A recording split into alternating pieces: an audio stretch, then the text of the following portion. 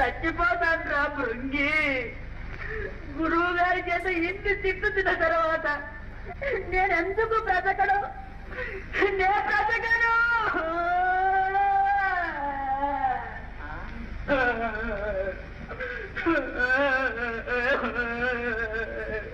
ఎలా చచ్చిపోతావురా?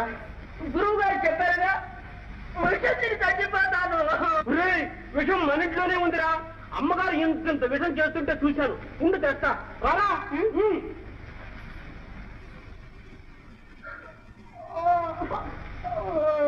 ఒరే కైలాసం, చచ్చిపోతే మనం ఏమవుతావురా?